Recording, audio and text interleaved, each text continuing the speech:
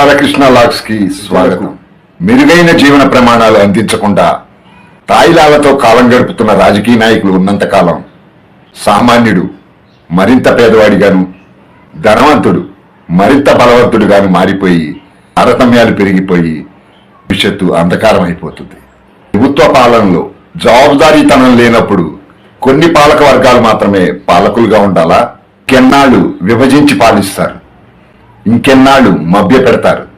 ఆర్థిక నేరగాళ్లు రాజ్యాంగ వ్యవస్థలను భ్రష్టు పట్టిస్తుంటే ఏమీ చేయలేని పరిస్థితిలో ఉన్న సామాన్యులకు అండగా జనసేన అధినేత శ్రీ పవన్ కళ్యాణ్ గారు నిలబడటం గర్వించదగ్గ విషయం. బ్రోస్, వీడియోని పూర్తిగా చూడండి, మధ్యలో స్కిప్ చేయకుండా చివరి వరకు చూస్తే మీకు కంటెంట్ అర్థమవుతుంది. నచ్చితే లైక్ చేయండి, నచ్చకపోతే డిస్లైక్ చేయండి. కంటెంట్ మీద మీ అభిప్రాయాన్ని తెలియచేయండి కామెంట్ చేసి.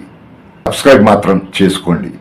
మీరు సపోర్ట్ చేయటం వల్ల జెన్యున్ గా చేస్తున్న నాకు కాస్త బూస్టింగ్ ఉత్సాహాన్ని ఇచ్చినట్టు అవుతుంది. Thank you. పోరాడే పార్టీకి నాయకుడు అవసరం, నాయకుడికి అనుచరులు అవసరం.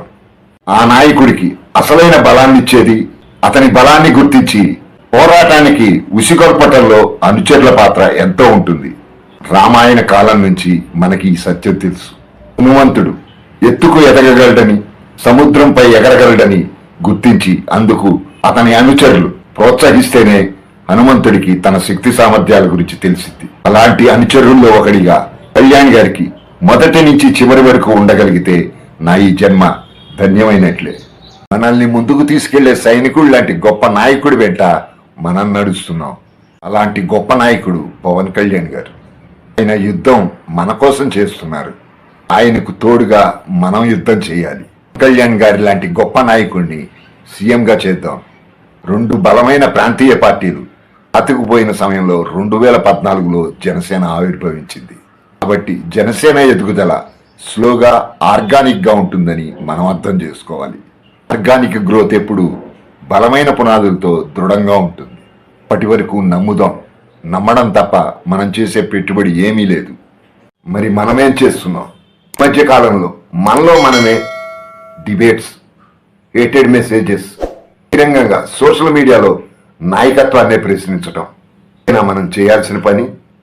సోషల్ మీడియాలో ఏమీ ఆశించకుండా నిస్వార్థంగా కనీసం పవన్ కళ్యాణ్ గారిని కలవాలన్న ఆలోచన కానీ, ఒక ఫోటో దిగాలన్న ఆలోచన కానీ, ఉద్దేశం కానీ లేకుండా పవన్ కళ్యాణ్ గారి Janasena party official sites follow అవుతూ సోషల్ మీడియాలో జనసేన కోసం పనిచేస్తున్న వారు అనేక మంది ఉన్నారు. వారిలో నా మిత్రుడు శ్రేయోభిలాషి షౌకిత్ లాల్ షరీఫ్ ఒకరు. నాకు కొన్ని సంవత్సరాల నుంచి ఎఫ్బీ ఫ్రెండ్ శ్రేయోభిలాషి. డే 1 నుంచి ఈ రోజు వరకు పవన్ కళ్యాణ్ గారు తీసుకున్న నిర్ణయాల్లో ఏ ఒక్కటి డీవియేట్ అయిన సందర్భమే కనపడదు అతని వాళ్ళలో. ఈ మధ్య అతను ఒక పోస్ట్ పెట్టాడు ఎఫ్బీలో, పవన్ కళ్యాణ్ గారిని ఎందుకు నమ్ముతాను అని. అది నాకు కొంచెం ఇన్స్పైర్ అనిపించింది. నేను ఇక్కడ అది ఇద్దరి దృష్టికి తీసుకొద్దాం అనుకున్నాను. సమయం సందర్భం నాకు పడలేదు. ఈరోజు దాన్ని మీ ముందు ఉంచుతున్నాను. నేను చదువుతున్న ఈ పోస్టు కంటెంట్ షౌకత్ లాల్ షరీఫ్ది. ఓన్లీ ఇక్కడ వాయిస్ మాత్రమే నేను ఇస్తున్నాను. ఒకసారి కాస్త ఓపికగా చూడండి. అతను ఏమంటాడంటే పవన్ కళ్యాణ్ గారి గురించి ఒకసారి విందాం. రాజకీయంగా నాకు మీకున్నంత పెద్ద స్థాయిలో అనుభవం, జ్ఞానం లేకపోవచ్చు, కానీ రాజకీయంగా పవన్ కళ్యాణ్ గారి నిర్ణయాలను తప్పుబట్టేంత సాహసం నేను చేయను. అది నా నాయకుడి మీద నాకున్న నమ్మకం. ఏకా నమ్మకం అని మీరు ప్రశ్నిస్తే, ఏమాత్రం కృతజ్ఞత చూపని ఈ సమాజం కోసం తన సొంత కష్టార్జితాన్ని దారపోస్తున్నాడు. ఆ ఒక్క కారణం చాలదా నేను పవన్ కళ్యాణ్ గారిని మోయడానికి అని నేను అనుకుంటాను. ఆయన తీసుకున్న నిర్ణయానికి నా వంతుగా ఆచరణ రూపంలో నాయకుడి కోసం పాజిటివ్గా నేనేమి చేయగలను అని మాత్రమే ఆలోచిస్తాను.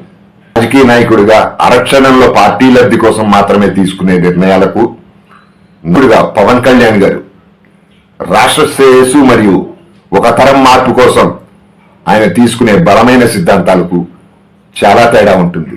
చివరిగా నేను చెప్పగలిగింది ఒక్కటే, మనకు నచ్చినట్టు నిర్ణయం తీసుకోవడంత మాత్రాన మన అసహనాన్ని సోషల్ మీడియాలో ప్రదర్శిస్తే అదే మన శత్రువుకు మనం ఇచ్చే మొదటి ఆయుధం అవుతుంది.